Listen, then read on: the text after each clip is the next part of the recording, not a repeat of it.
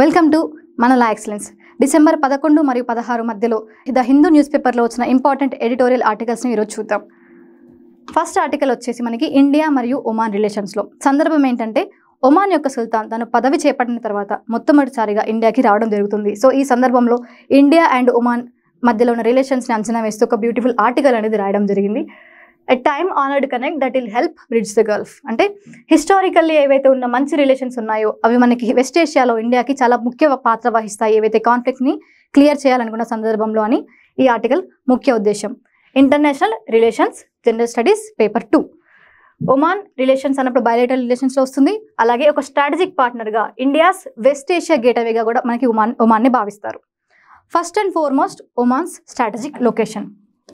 Oman మనకి Arabia సీకి ఉంది, అలాగే సౌదీ అరేబియా ఒక neighbouring country and United Arab ఎమిరేట్స్తో కూడా మనకి బార్డరింగ్ కంట్రీ. ఇవన్నిటి దృష్ట్యా Saudi Arabia, UAE and Oman ఈ మూడింటిని కలిపి ఒక స్ట్రాటజిక్ ట్రయోగా పిలుస్తాము India with respect to West Asia. And కొన్ని కీ పోర్ట్స్ ఏవైతే ఉన్నాయో కూడా మనకి, సో ఇవన్నీ యాక్సెస్ కీ పోర్ట్స్ ఉంటాయి కదా, వీటన్నిటి దృష్ట్యా ఒమాన్కి ఒక కీలకమైన పాత్ర ఉంది when it comes to West Asia and Arabian Sea. మరి ఒమాన్ ఎక్కువ వార్తల్లో నిలదు. చాలా వరకు మీరు చూసినట్లయితే యెమెన్ ఉంటుంది చాలా వరకు, బికాస్ ఆఫ్ ద ఏమైనా కాన్ఫ్లిక్ట్స్ ఏమైతే ఉండొచ్చు రీజన్ యెమెన్ మనకి వార్తల్లో నిలుస్తుంది. సౌదీ అరేబియా ముఖ్యమైన పెద్ద కంట్రీ కాబట్టి సౌదీ అరేబియా కూడా మనకి వార్తల్లో చూస్తాం. యునైటెడ్ అరబ్ ఎమిరేట్స్ కూడా మనం చూస్తాం, అబ్రహం అకాష్ అనేది చూస్తున్నాం. ఒమాన్ చాలా వరకు తక్కువగా వార్తల్లో నిలుస్తుంది. కారణం ఇట్స్ ఫారెన్ పాలసీ. ఒమాన్ యొక్క ఫారెన్ పాలసీ కాన్ఫ్రంటేషనల్ కాదు, వాళ్ళు మోడరేషన్ మరియు మీడియేషన్కి పాత్ర ఇస్తారు. మీడియేషన్ అంటే ఇప్పుడు మనకి 2015లో ఒక ముఖ్యమైన డీల్ జరగడం జరిగింది. ఏంటది? ఇరాన్ యొక్క nuclear deal. By the way ఆ న్యూక్లియర్ డీల్ కంప్లీట్ పేరేంటో ఒకసారి కామెంట్ చేయండి. ఈ న్యూక్లియర్ డీల్లో ఒమాన్ అనేది చాలా మధ్యవర్తిత్వం వహించడం జరిగింది when it comes to United nations and Iran. దీంతో పాటుగా 2020లో మనకి అబ్రహం అకార్డ్స్ అని మనం చూసాం. దానిలో భాగంగా కొన్ని వెస్ట్ ఏషియన్ కంట్రీస్ ఇజ్రాయెల్తో డిప్లొమాటిక్ రిలేషన్స్ని నార్మలైజ్ చేసే ప్రయత్నం చేశాయి. ఇది 2020లో జరిగింది. కానీ 2018లోనే మనకి ఇజ్రాయెల్ ప్రధాని అయినటువంటి బెంజమిన్ నెతన్యాహు ఒమాన్ని విజిట్ చేయడం జరిగింది. సో ఒక కీ స్ట్రాటజిక్ పార్ట్నర్గా మనం ఇవన్నిటి దృష్ట్యా ఒమాన్ని భావించాలి. ఇండియా మరియు ఒమాన్కి హిస్టారికల్లీ మంచి సంబంధాలే ఉండడం జరిగింది. కోల్డ్ వార్ సందర్భంలో కూడా ప్రతి ఒక్క దేశం ఏదో ఒక స్టాండ్ తీసుకున్న సందర్భం అది. సో మనకి వెస్ట్ ఏషియా కంట్రీస్ ముస్లిం డామినేటెడ్ కంట్రీస్ కాబట్టి అన్ని కారణాల దృష్ట్యా చాలా వరకు పాకిస్తాన్ పైకి మొగ్గు చూపుతున్న సందర్భంలో కూడా Oman was the one of the only countries ఇండియాకి సుముఖత చూసిన కంట్రీస్లలో ఒకటి. సో ఈ సందర్భంలో సాఫ్ట్ స్టాండ్ అనేది అండ్ సపోర్టివ్ స్టాండ్ అనేది మనం ఒమాన్ నుంచి చూసాము. పీపుల్ టు పీపుల్ దాదాపు 7 లక్షల భారతీయులు ఒమాన్లో స్థిరపడ్డారు. సో ఈ సందర్భంలో మనకి స్ట్రాంగ్ కల్చరల్ కనెక్ట్ కూడా ఏర్పడింది. Oman is an integral part of all important organisations here. West Asia మరియు అరబ్ వరల్డ్కి సంబంధించినటువంటి ముఖ్యమైన ఆర్గనైజేషన్స్, గల్ఫ్ కోఆపరేషన్ కౌన్సిల్ లేదా ఆర్గనైజేషన్ ఆఫ్ ఇస్లామిక్ కంట్రీస్ ఏదైతే ఉందో వీటన్నిటిలో కూడా ఒమాన్ యొక్క కీలక పాత్ర వహిస్తుంది. సో వీటన్నిటి దృష్ట్యా ఇది ఒక స్ట్రాటజిక్ పార్ట్నర్గా మనం భావించాలి. ఇప్పుడు మనం Belt and Road Initiative, strategic partnerships లేకపోతే మిలిటరీ స్థావరాలను చూస్తున్నాం. బట్ ఒమాన్కి సంబంధించినట్లయితే ఎర్లీ 2000స్లోనే ఇండియా మరియు ఒమాన్ ఒక స్ట్రాటజిక్ పార్ట్నర్షిప్ని సైన్ చేయడం జరిగింది under the prime ministership of doctor Manmohan Singh. Defence and security were always a key pillar. అంటే రెండు దేశాలకు సంబంధించినట్లయితే డిఫెన్స్ అండ్ సెక్యూరిటీ ఒక కీ పిల్లర్గా ఉన్నాయి సంబంధాల మధ్యలో. సో ఈ విధంగా ఎర్లీ 2000స్లోనే మనం ఒక స్ట్రాంగ్ స్ట్రాటజిక్ రిలేషన్షిప్కి పునాది వేశాము. దానిలో భాగంగా Oman was one of the first Gulf countries to be invited to G20. So ఇవన్నిటి దృష్ట్యానే మనకి G20 ఏదైతే సదస్సు జరిగింది కదా ఇటీవల, ఆ ముగిసిన సదస్సులో కూడా Oman was the only one of the few countries to get invitation. Anti piracy operations, దీని స్ట్రాటజిక్ లొకేషన్ చూసుకున్నాం. అరేబియన్ సీలోకి ఓపెన్ అవుతుంది, అలాగే strait of Hormuz and gulf of Persia కూడా ఓపెన్ అవుతుంది. సో ఇవన్నిటి కారణాల దృష్ట్యా ఇండియా మరియు ఒమాన్ యాంటీ పైరసీ ఆపరేషన్స్ని ఇండియన్ ఓషన్ రీజన్స్లో నిర్వర్తిస్తున్నాయి. సో ఇక్కడ కూడా మనకి రిలేషన్ అనేది కోఆపరేటివ్ బేస్డ్గానే ఇన్స్టెడ్ ఆఫ్ కాన్ఫ్రంటేషనల్ కోఆపరేటివ్ బేస్డ్గానే మనకి కనిపిస్తుంది. అలాగే 2019లో ఏవైతే ఆపరేషన్ సంకల్పన చేపట్టామో, మనకి యమన్లో చిక్కుకున్న భారతీయులు ఉంటారు కదా, వాళ్ళని రీపాట్రియేట్ చేయడం జరిగింది. వీటిలో మనకి ఒమాన్ పాత్ర చాలా హర్షించదగ్గది. వీళ్ళు మనకి వాళ్ళ పోర్ట్స్ని ఇచ్చారు. మన ఇండియన్ నేవల్ షిప్ని డాక్ చేయడానికి, పోర్ట్స్ని ఉపయోగించుకోవడానికి అవకాశం ఇచ్చి ఇండియన్స్ ఎవరైతే ఉన్నారో వాళ్ళని సురక్షితంగా మళ్ళీ రీపాట్రియేట్ చేయడానికి మనకి చాలా ఉపయోగపడింది. దుకుమ్ పోర్ట్ పైన కూడా మనకి మెమోరాండమ్ ఆఫ్ అండర్స్టాండింగ్ అనేది సైన్ చేయడం జరిగింది. చాలా ఇంపార్టెంట్ పోర్ట్. ఈ పోర్ట్లో మనకి బేసిక్ ఫెసిలిటీస్ని, అలాగే లాజిస్టిక్స్కి సంబంధించిన మనకి ఏవైతే నీడ్స్ ఉంటాయో వాటిని ఉపయోగించుకోవడానికి ఒమాన్ మనకి సహాయ సహకారాలు అందించడానికి ఒక సిగ్నేచర్ కూడా చేయడం జరిగింది. Trade and commerce. సో ఒకటి డిఫెన్స్ అండ్ సెక్యూరిటీ, రెండవది ట్రేడ్ అండ్ కామర్స్. ఈ రెండింటి బయలేటరల్ ట్రేడ్ చూసుకున్నట్లయితే 2022-23 సంవత్సరానికి గాను $12 బిలియన్ ఉండింది. అలాగే ఓవర్ 6,000 ఇండియన్ కంపెనీస్ ఏవైతే ఉన్నాయో, ఇండియన్ ఒమాన్ పార్ట్నర్షిప్ కంపెనీస్ అనేవి ఆపరేట్ చేస్తున్నాయి. ఇది కూడా ఒక ఇంప్రెసివ్ నెంబర్గా చెప్పవచ్చు. దీంతో పాటుగా ఒమాన్ యొక్క ఎక్స్పోర్ట్స్లో ఇండియా 2nd స్థానంలో ఉంది. India was the 2nd largest market for Oman crude oil. China తర్వాత ఇండియా ఒక ముఖ్యమైన ఎక్స్పోర్ట్ పార్ట్నర్ ఒమాన్కి కూడా. సో ఇక్కడ మనకి చూస్తున్న అంశం ఏంటంటే ఇంటర్ డిపెండెన్సీ. ట్రేడ్ అండ్ మార్కెట్కి ఎప్పుడైనా ఇంటర్ డిపెండెన్సీ. అక్టోబర్ 2022లో ఇండియా అండ్ ఒమాన్ కలిసి రూపే డెబిట్ కార్డ్ ఏదైతే ఉందో, మన ఇండిజినియస్ డెవలప్మెంట్ కాబట్టి రూపే డెబిట్ కార్డ్ని మనం డిజిటల్ పబ్లిక్ ఇన్ఫ్రాస్ట్రక్చర్ ఇనిషియేటివ్లో భాగంగా రిలీజ్ చేయడం జరిగింది. సో ఇది కూడా ఒక important initiative when it comes to economy and interdependency. ఒక ప్రాక్టీస్ క్వశ్చన్ చూద్దాం. ఇండియా ఒమాన్ రిలేషన్స్లో హిస్టారికల్ సిగ్నిఫికెన్స్ అక్నాలెడ్జ్ చేసిన తర్వాత కీ ఏరియాస్ ఏవైతే ఉన్నాయో అది డిఫెన్స్ అండ్ సెక్యూరిటీ, దాంతోపాటుగా ట్రేడ్ అండ్ కామర్స్. స్ట్రాటజిక్ అన్నప్పుడు స్ట్రాటజిక్ అన్ని అంశాలలో స్ట్రాటజిక్ అవుతుంది, లాంగ్ టర్మ్లో మనకి ఉపయోగపడుతుంది కాబట్టి డిఫెన్స్ అండ్ సెక్యూరిటీ, దాంతోపాటుగా ట్రేడ్ అండ్ కామర్స్. సో వీటన్నిటి దృష్ట్యా ఒక మెయిన్స్ ప్రాక్టీస్ క్వశ్చన్ పాజ్ చేసి చూసుకోండి. ఒకసారి క్వశ్చన్ మాత్రం చదువుతాను. Explore the potential of Oman as India's gateway to West Asia and Europe. Describe its role as a peacemaker in the troubled region. Okay, next topic. ఈ వీక్లో జరిగిన ఇంకొక ముఖ్యమైన విషయం సుప్రీంకోర్టు తీర్పు. ఆర్టికల్ 370 పైన వచ్చినటువంటి సుప్రీంకోర్టు జడ్జిమెంట్. ఈ జడ్జిమెంట్ దృష్ట్యా చాలా రకమైన వాదనలు వింటున్నాం. ఒక ఇంపార్టెంట్ కాన్సెప్ట్ అనేది బయటకు వచ్చింది, అదే constitutional monism. Article 370 judgement is a case of constitutional monism అంటున్నారు. సో ఇవన్నిటి దృష్ట్యా అసలు కాన్స్టిట్యూషనల్ మోనిజం అంటే ఏంటి? కాన్స్టిట్యూషనల్ మోనిజం అంటే స్టేట్ మరియు సెంట్రల్ లాస్ అనేవి యూనిఫామ్ ఇంటెన్షన్స్తో ఉంటాయి, ఒక ఇంటిగ్రల్ పార్ట్గా ఉంటాయి ఇన్ ద సేమ్ సిస్టమ్ అని చెప్పేసి కాన్స్టిట్యూషనల్ మోనిజంగా ఉంటుంది. చూడ్డానికి చాలా సింపుల్గా ఉంటుంది. మరి కాంట్రడిక్షన్ ఇక్కడ వచ్చింది, అసలు ఎందుకు దీన్ని ఇక్కడ రాస్తారన్నదానికి సెకండ్ ఆర్టికల్ మనకి ఎక్స్ప్లెయిన్ చేస్తుంది. Ominously anti federal on the supreme court's judgment on article 370 and JNK's special status. Anti federal అంటున్నారు. In upholding the removal of Jammu and Kashmir special status and its డౌన్గ్రేడింగ్, the supreme court of India has imperilled the rights of states and weakened limits on the union power. అంటే స్టేట్స్కి ఉన్న హక్కులు ఏవైతే ఉన్నాయో ఈ judgement అనేవి వాటిని తీసుకువెళ్ళడంలో వాటిని బలహీనపరుస్తుంది. And at the same time సెంటర్కి ఉన్న పవర్స్ ఏవైతే ఉన్నాయో వాటిపైన ఉండే లిమిటేషన్స్ని బలహీనపరుస్తుంది. అంటే పవర్ పైన లిమిటేషన్స్ ఏమీ లేవు, సెంటర్ విల్ బికమ్ ఆల్మైటీ అన్నట్టుగా ఈ ఆర్టికల్ మనకి ఇండికేట్ చేస్తుంది. సో ముఖ్యమైన అంశాలు, ఇది కాంట్రవర్సీగా ఉంది స్టేట్ వర్సెస్ సెంట్రల్గా కాకుండా మనకి అకాడమికల్గా ఉపయోగపడే అంశాలు ఏంటంటే ఫెడరలిజం ఒకటి, shared sovereignty, polity, Constitution of India, general studies paper 2, అలాగే ఆర్టికల్ 370 ఇక్కడ. ఓకే, అసిమెట్రిక్ ఫెడరలిజం ఇష్యూ వచ్చినట్లయితే parliamentary supremacy over federalism and whatever it is not consider in the judgement అని చెప్తున్నారు. So according to the other historical obligations ఏవైతే ఉన్నాయో Jammu and కాశ్మీర్కి వాటిని consider చేయలేదు. అలాగే ప్రేయర్ ప్రామిసెస్ ఏవైతే కాన్స్టిట్యూషనల్ అసెంబ్లీ మనకి జమ్మూ అండ్ కాశ్మీర్కి చేశారో వాటిని కన్సిడర్ చేయలేదని చెప్పేసి ఈ జడ్జిమెంట్ పైన మనకి వచ్చిన వాదన. సో ముఖ్యమైన విషయం కాన్స్టిట్యూషనల్ మోనిజం అన్నాం కదా, అది ఇక్కడ ఎలా వస్తుంది చూడండి. Shared sovereignty not absolute sovereignty.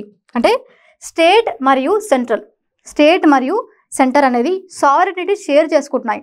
Sovereignty అనేది డిగ్రీస్గా బేస్డ్గా ఉంటుంది, అంటే అబ్జల్యూట్గా ఐదర్ స్టేట్కి ఉంది లేకపోతే సెంట్రల్కి ఉంది అని కాదు. షేర్డ్ సావరెనిటీ, స్టేట్కి కొంతవరకు పవర్ ఉంటుంది, సెంట్రల్కి కూడా కొంతవరకు పవర్ ఉంటుంది. సో ఇవన్నిటి దృష్ట్యా దేనికి ఉండాల్సిన పవర్ దానికి ఉండాలి, అటానమీ అనేది మెయింటైన్ చేయాలి. సో సెంట్రల్ అనేది ఆల్ పవర్ఫుల్ అయిపోయి పవర్ మీద లిమిట్ లేకుండా వేరే లాస్ అనేది పాస్ చేయకూడదు అని చెప్పేసి ఫెడరలిజం కాంటెక్స్ట్ తీసుకొచ్చి దీనికి మనకి ముడి పెట్టడం జరిగింది. సో ఈ దృష్ట్యా మీరు ఒకసారి కాన్స్టిట్యూషనల్ మోనరిజంని కనెక్ట్ చేసుకోండి. ఏంటి, ఒకటి యూనిఫామ్లో ఉండాలని చెప్పారు ఏంటి, ఆర్టికల్స్ అండ్ లాస్. సో ఆ దృష్ట్యా చూసుకున్నట్లయితే సెంట్రల్ అండ్ స్టేట్ లాస్ అనేవి యూనిఫామ్ పద్ధతిలో ఉండాలి. బట్ మనకి ఇక్కడ కాన్సెప్ట్ చూసుకున్నట్లయితే there is a graded and shared responsibilities and shared sense of autonomy. So ఆ దృష్ట్యా కాన్స్టిట్యూషనల్ మోనిజం ఈ యొక్క ఇంటర్ప్రిటేషన్ అనేది చాలా తప్పు అని చెప్పేసి రచయిత అభిప్రాయం. సో ప్రాక్టీస్ క్వశ్చన్ చూసుకున్నట్లయితే, to what extent is article 370 of the Indian constitution bearing marginal note temporary provision with respect to the state of Jammu and Kashmir temporary. So ఇది ప్రీవియస్ ఇయర్ క్వశ్చన్, 2016లో అడిగిన క్వశ్చన్ ఇది. Discuss the future prospects of this provision in the context of Indian polity. Future prospect అర్థమైపోయింది కదా, మనకు already judgment వచ్చింది. But nonetheless important question, previous year question కాబట్టి I mention this question here. Next topic, India's vulnerable to climate change induced health issue. చాలా important take, అంటే climate ఇష్యూకి సంబంధించినటువంటి ముఖ్యమైన dimension, ఒక యూనిక్ పర్స్పెక్టివ్ ఇది. సో సమ్మర్ ఇక్కడ ఇచ్చారు మనకి, institutions of local governance must engage with the climate and health agenda to address climate crisis. Subject health and climate change, paper general studies paper 2, climate change vulnerability. So వీళ్ళు ఒక డాటాని publish చేయడం జరిగింది. So ఈ data ప్రకారం ఇండియాలో ఉన్న అన్ని డిస్ట్రిక్ట్స్కి survey చేశారు. అన్ని డిస్ట్రిక్ట్లో సర్వే చేస్తే తెలియదు ఏంటంటే more than half districts are India are very highly in the risk of climate vulnerable. చాలా వరకు అంటే సగం కంటే ఎక్కువ డిస్ట్రిక్ట్స్ ఏవైతే ఉన్నాయో హై పొటెన్షియల్గా మనకి వల్నరబుల్గా ఉన్నాయి ఇండియాలో. దాంతోపాటు ఇక్కడ మనకి స్టేట్స్ కూడా ఇవ్వడం జరిగింది, most and least vulnerable states. So ఈ డాటాని మనకి ఎగ్జాంపుల్స్గా కోట్ చేయడానికి చాలా ఉపయోగపడుతుంది. వల్నరబుల్ దృష్ట్యా చూసుకోవాల్సిన పాలసీ మెజర్స్ ఏంటి అండ్ ఆ పాలసీ మెజర్స్ అనేవి ఏ విధంగా ఉండాలని చెప్పేసి ఈ ఆర్టికల్ అడ్రస్ చేస్తుంది. సో మనకి మిటిగేషన్స్ మెజర్స్ అనేవి యూనిఫామ్గా ఉండకూడదు. సో క్లైమేట్ చేంజ్ అన్నప్పుడు చాలా వరకు మనం సైంటిఫిక్గా డీల్ చేస్తాం. సో సైంటిఫిక్ సొల్యూషన్స్ ఇస్తాం. చాలా వరకు ఆ సొల్యూషన్స్ ఏ విధంగా ఉంటాయంటే యూనిఫామ్గా ఉంటాయి. అలా కాకుండా బికాస్ మీరు వేరియేషన్ చూసారు కదా, దాదాపు సగం కంటే ఎక్కువ మంది ఎక్కువ వల్నరబుల్ ఉన్నారు. ఇండియాలో 298 డిస్ట్రిక్ట్స్, 640 డిస్ట్రిక్ట్స్లో 298 డిస్ట్రిక్ట్స్ చాలా వల్నరబుల్గా ఉన్నారు. సో ఒక వేరియేషన్ అనేది కనిపిస్తుంది. అలాంటప్పుడు మిటిగేషన్ పాలసీస్ ఏవైతే ఉంటాయో ఆ పాలసీస్ కూడా డిఫరెన్షియల్గా ఉండాలి. డిఫరెన్షియల్ పాలసీ మేకింగ్ అనేది ఉండాలి. అండ్ ఎస్పెషల్లీ లోకల్ గవర్నమెంట్స్ ఏవైతే ఉంటారో because they know the situation better, అలాంటి సందర్భాల్లో వాళ్ళని కూడా పాలసీ ఫ్రేమింగ్లో ఇంక్లూడ్ చేయాలి. సో ఇది మీరు పార్టిసిపేటరీ గవర్నెన్స్లో కూడా మీరు ఒక అంశంగా దీన్ని ఉపయోగించుకోవడానికి అవకాశం ఉంటుంది. Very important take and very simple issue. అది చాలా వరకు చూస్తున్న ఇష్యూ, బట్ ఒక డిఫరెన్షియల్ టేక్ అనమాట. అది క్లైమేట్ చేంజ్ పైన పార్టిసిపేటరీ గవర్నెన్స్కి లింక్ చేస్తూ ఇచ్చారు. Very important article. Next article చూసుకున్నట్లయితే calibrating a strategy for India's future growth. So ఇది కూడా ఒక comprehensive take on India's economic development. దీన్ని మనం ఇండియా ఎకానమిక్ అర్థం చేసుకోవడానికి, పొటెన్షియల్ ఛాలెంజెస్ ఏవైతే ఉన్నాయో వాటిని అర్థం చేసుకోవడానికి ఉపయోగించుకోవచ్చు. సో సమ్మరీ చూస్తున్నట్లయితే raising the savings and investment rates, improving the skill acquisition of young entrants into the labour market and adapting an employment friendly technology must be focus areas. So C Rangarajan గారు రాయడం జరిగింది. చాలా important మనకి economist కాబట్టి మంచి take ఉంది Indian economy status పైన. Subject Indian economy general studies paper 3. Issue వచ్చేసి మనకి Indian economic development. India's growth strategy amid global uncertainties. అంటే ప్రపంచవ్యాప్తంగా చాలా వరకు మనకి ఈ డెమోగ్రఫిక్ షిఫ్ట్స్ అలాగే జియోపొలిటికల్ కాన్ఫ్లిక్ట్స్ అనేవి చూస్తున్నాం. సో అవన్నిటి దృష్ట్యా ఇండియా ఎకనామిక్ డెవలప్మెంట్ అనేది ఏ విధంగా ఉండాలి, పాలసీ మెజర్స్ అనేవి ఏ విధంగా ఉండాలనేది వీళ్ళు సజెస్ట్ చేస్తూ రాయడం జరిగింది. సో 2 అంశాలు లేవదీశారు, ఒకటి జియోపొలిటికల్ కాన్ఫ్లిక్ట్, ఇంకొకటి డెమోగ్రఫిక్ షిఫ్ట్. సో ఏ విధంగా కవర్ చేశారు. జియోపొలిటికల్ కాన్ఫ్లిక్ట్, వార్స్ అనేవి జరుగుతున్నాయి. సో యుద్ధాల దృష్ట్యా మనకి క్లైమేట్ ఆఫ్ శాంక్షన్స్ అనేది ఉంది. అంటే ఒక శాంక్షన్స్తో కూడిన వాతావరణం అనేది ఇప్పుడు మనకి ఏర్పడింది. శాంక్షన్స్ వస్తే ఏమవుతుంది, అంతర్జాతీయంగా ఏవైతే మనకి ట్రాన్సాక్షన్స్ జరగాల్సి ఉంటాయో, అంటే పేమెంట్స్ ఏవైతే జరగాల్సి ఉంటాయో, శాంక్షన్స్ వేయబడిన కంట్రీస్ పైన ఇప్పుడు స్విఫ్ట్ లాంటి సిస్టమ్స్ ఉంటాయి కదా, అవి మనకి పనిచేయవు. అలాంటప్పుడు పేమెంట్ సిస్టమ్ అనేది ఆగిపోతుంది. పేమెంట్ సిస్టమ్ ఆగిపోయినప్పుడు ట్రేడ్ కూడా ఆగిపోతుంది, సప్లై చైన్ కన్స్ట్రెంట్స్ అనేవి వస్తాయి. సో ఒక రకంగా చెప్పాలంటే గ్లోబల్ ఎకానమీలో ఇప్పుడు మీరు రష్యా యుక్రెయిన్ వారే చూసుకోండి, Russia is also one of the major players in global economy. అలాంటప్పుడు శాంక్షన్స్ విధించినట్లయితే రష్యాతో ట్రేడ్ చేసే కంట్రీస్ అన్నిటిపైన కూడా ఈ శాంక్షన్స్ ఎఫెక్ట్ ఉంటుంది. అది మనం దట్స్ రియాలిటీ నో. సో ఈ సందర్భంలో గ్లోబల్ గ్రోత్ అనేది ఒక మంచి వ్యూలో లేదని చెప్పేసి వీళ్ళు ఇంట్రడ్యూస్ చేస్తారు. దాంతోపాటుగా వరల్డ్ రియల్ జీడిపి గ్రోత్ ఏదైతే ఉందో, రియల్ జీడిపి గ్రోత్ కూడా మనకి ఆఫ్టర్ కోవిడ్ అనేది తగ్గుముఖం పడుతూనే ఉంది, ఇంకా పైకి రాలేదు. So leading to reduced demand for global exports. So GDP growth తగ్గడం వల్ల ప్రొడక్షన్ ఏదైతే ఉందో తగ్గినట్లే లెక్క కదా, దాంతోపాటుగా ఎక్స్పోర్ట్స్ కూడా తగ్గుతున్నాయి. ఓవరాల్గా గ్లోబల్ ఎకానమీ యొక్క బ్లీక్ స్టేజ్లో ఉంది. మరి ఇండియాకి సంబంధించినటువంటి సిచ్యువేషన్ ఏంటి? Investment rate in medium term. ఇండియాలో డొమెస్టిక్ సేవింగ్స్ ఏవైతే ఉన్నాయో, డొమెస్టిక్ సేవింగ్సే మనకి కల్మినేట్ అయ్యి ఇన్వెస్ట్మెంట్గా మారుతాయి కదా. సో ఈ డొమెస్టిక్ సేవింగ్స్ రేట్ కూడా తగ్గుతుంది. సో వీటిని పెంచాల్సిన అవసరం ఉంది అని చెప్పి చెప్తున్నారు. Gross fixed capital formation. One more thing, ఇక్కడ ఈ డొమెస్టిక్ సేవింగ్స్ రేట్ తగ్గుతుందని చెప్పారు కదా, one of the reasons they have given is మనకి కోవిడ్ తర్వాత కూడా వీటి సేవింగ్స్ రేట్ అనేది తగ్గింది అని చెప్పేసి రాస్తున్నారు. And gross fixed capital formation కూడా పెంచాల్సి ఉంటుంది. అలాంటప్పుడు మనకి క్యాపిటల్ అవైలబుల్గా ఉన్నప్పుడు మనం మార్కెట్ అనేది ఉద్ధరించే అవకాశం ఉంటుంది. ఇంక్రిమెంటల్ క్యాపిటల్ అవుట్పుట్ రేషియోను కూడా పెంచాల్సి ఉంటుంది. ఇంక్రిమెంటల్ క్యాపిటల్ అవుట్పుట్ రేషియో ఎక్కువగా ఉన్నట్లయితే మనకి ప్రొడక్షన్ తక్కువగా ఉన్నట్లు అర్థం. అలాగే ఇంక్రిమెంటల్ ఈ ఐసీఓఆర్ ఎప్పుడు తక్కువగా ఉంటున్నట్లయితే మనకి ప్రొడక్షన్ అనేది మంచి క్వాలిటీతో వస్తున్నట్టు అర్థం. సో దీన్ని కూడా దృష్టిలో పెట్టుకోవాలని చెప్పేసి వీళ్ళు సజెస్ట్ చేశారు. Need to other to physical responsibility targets. So మనకి ఎప్పుడైతే మనకి డెఫిషియన్సీ ఫండింగ్ ఉంటుంది కదా, సో దాన్ని కూడా మనకి ఈ FRBM యాక్ట్ ఉంది కదా, physical responsibility and budget management, ఈ యాక్ట్కి సంబంధించిన లిమిట్స్ ఉన్నాయి కదా, ఆ లిమిట్స్లో ఉన్నట్లయితే ఫిజికల్ ప్రూడెన్స్ని అధిగమించినట్లయితే మనకి ఎకనామిక్ ట్రాజెక్టరీ బాగుంటుంది అని చెప్పారు. Employment, strategising enhanced employment.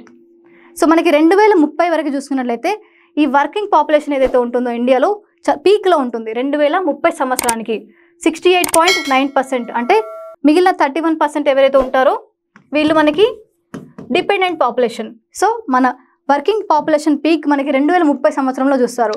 దీని అర్థం ఏంటి? ఇంతమందికి మనం ఉద్యోగాలు కల్పించాలి, వనరులను అనేవి డిస్పర్స్ చేయాల్సి ఉంటుంది.